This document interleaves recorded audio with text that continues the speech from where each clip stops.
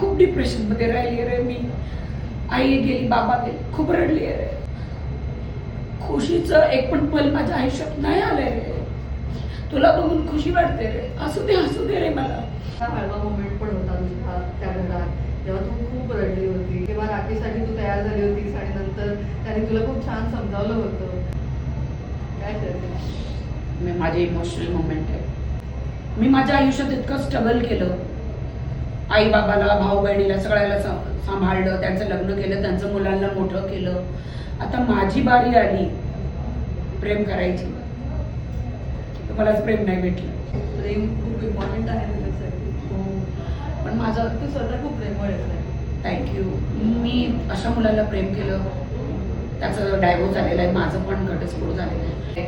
आता पण त्याच्या आयुष्यात एखादी मुलगी आहे. मी ॲक्च्युली ना गंमत करायला गेलो होतं, गेम खेळायला गेलो होतं. ती माझी गेम माझ्यावर पलटली. खरंच झालं. आता झालंय तर काय करायचं. माझं मन लागले त्याच्याशी. मी आता मला तुम्ही लोक माझं लावून द्या, मला नाही माहिती आहे. ही जी हळवी बाजू आहे, ही जी इमोशनल साईड आहे, ती सुद्धा आम्हाला तितकीच भावली सगळ्यांना.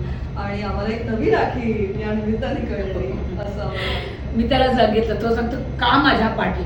अरे मी सांगितलं माझ्या प्रेक्षकांना कळू दे की माझी ही पण बाजू आहे. अरे तू एवढी मोठी सेलिब्रिटी आहे आणि एका साडीने प्रेम करणार, तर मी झालं मग मी नाही लाजणार. खूप डिप्रेशन मध्ये राहिली रे मी. आई गेली, बाबा गेली, खूप रडली रे. आता नाही होत रे रडाय. खुशीचं एक पण पल माझ्या आयुष्यात नाही आलंय रे. तुला बघून खुशी वाटते रे. हसू दे रे मला.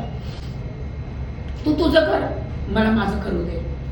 मला तुला प्रेम करू दे, मला तुझी सेवा करू दे. ते माझे मी रडली ना की कर. पण त्याने पण माझी काळजी घेतली, मला प्रेम केलं, मला निवडलं. ते चॉकलेट त्यांनी बहिणीला आणि दीपालीला नाही दिलं, मला दिलं. मला शॉक झाला. असं नाही करत. कसं जगायचं आता मला तुझ्याशिवाय कसं जगायचं. राकेश मला दुबईला मी पळून जात नाही येणार मी.